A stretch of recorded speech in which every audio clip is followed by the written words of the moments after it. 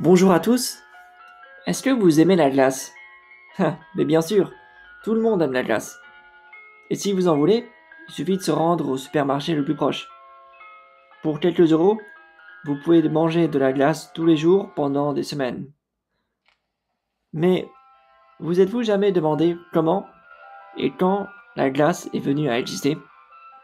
Et s'il a toujours été aussi facile d'accès qu'elle est aujourd'hui?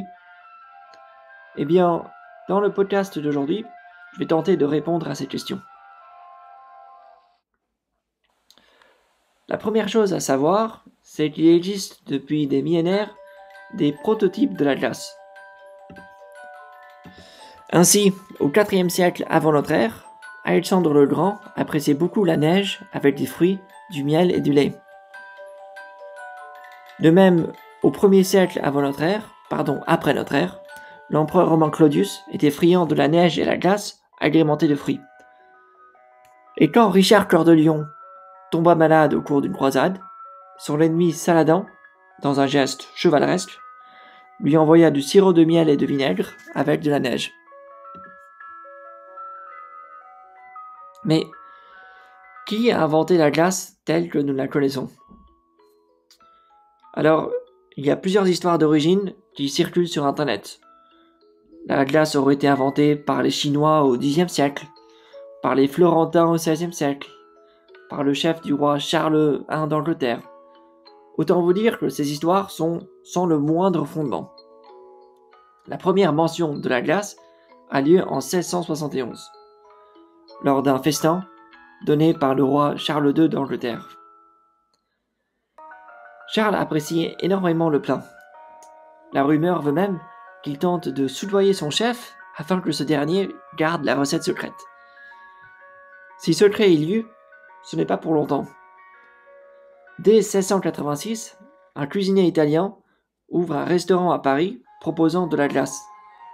Et en 1688, de la glace est servie à la cour du roi de Suède, lors d'un banquet. Avant de continuer, je voudrais marquer une parenthèse. On ne connaît pas l'identité du créateur de la recette. En revanche, on sait que le XVIe siècle a été marqué par une percée technologique majeure. En 1550, le médecin Blasius Villafranca réalise que le salpêtre a des propriétés de refroidissement. Mélangé avec des glaçons, il peut être utilisé pour faire baisser la température de l'eau, sans faire fondre les glaçons. Vous vous demandez peut-être ce que c'est que le salpêtre et quel est son rapport avec la glace. Eh bien, le salpêtre est un parent chimique du sel. Et le sel est un ingrédient clé des recettes de glace contemporaines, nos recettes. En gros, nos recettes consistent à mettre un mélange de la matière grasse laitière, de sucre et d'œufs sur un lit de glaçons.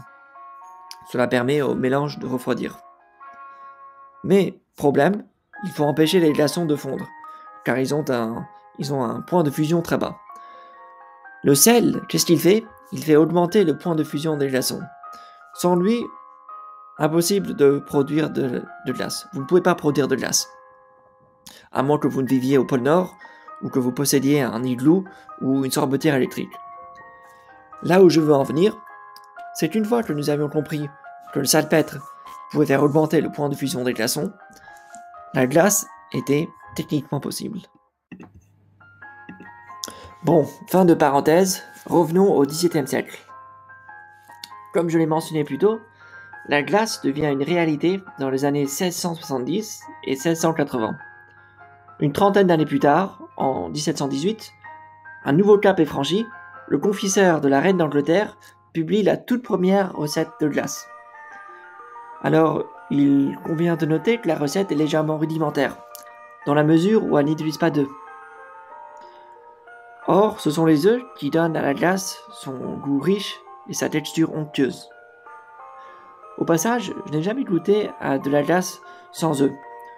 Si l'un de vous l'a déjà fait, on l'a déjà mangé, je serais curieux de savoir quel goût ça a. Il faut attendre 1742 pour qu'une recette incorporant des œufs soit publiée. Elle appartient à un chef de cuisine français, un dénommé Vincent Lachapelle, qui travaille pour l'ambassadeur d'Angleterre aux Pays-Bas. À partir de 1742, le nombre de recettes et de restaurants de glace monte en flèche.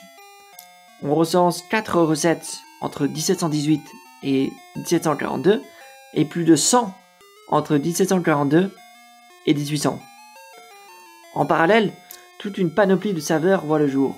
Le parmesan, le thé, la framboise, l'abricot, les cookies émiettés, l'huître et bien d'autres. Certaines de ces saveurs ne sont plus tout à fait au goût du jour, mais qui sait, elles feront peut-être un retour à l'avenir. Au tournant du 19e siècle, la situation est la suivante.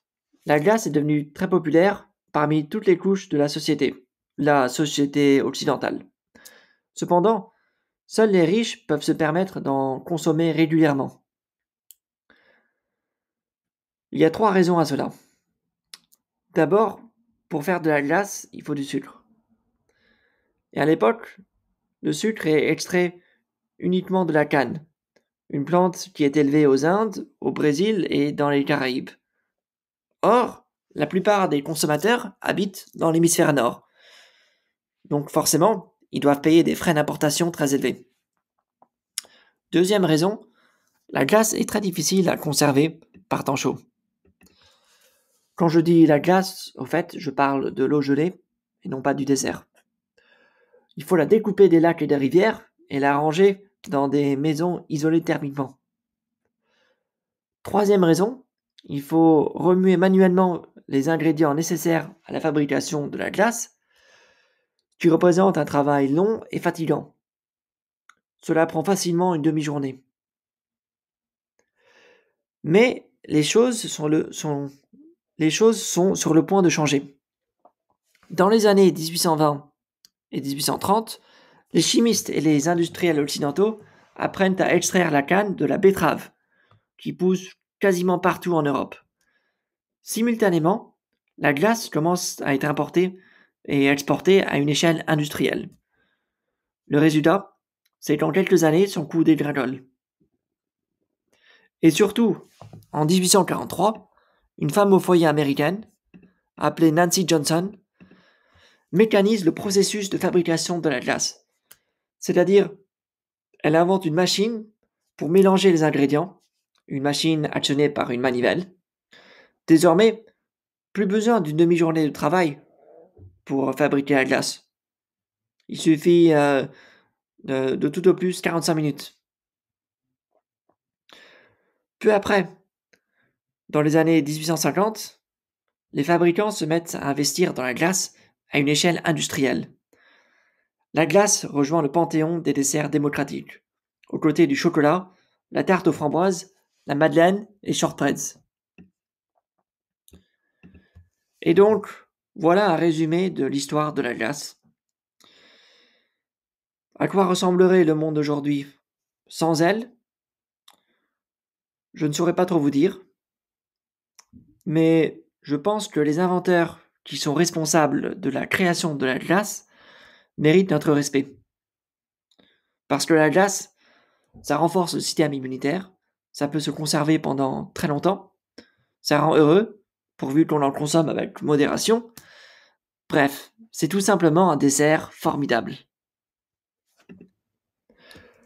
Merci pour votre attention et à bientôt.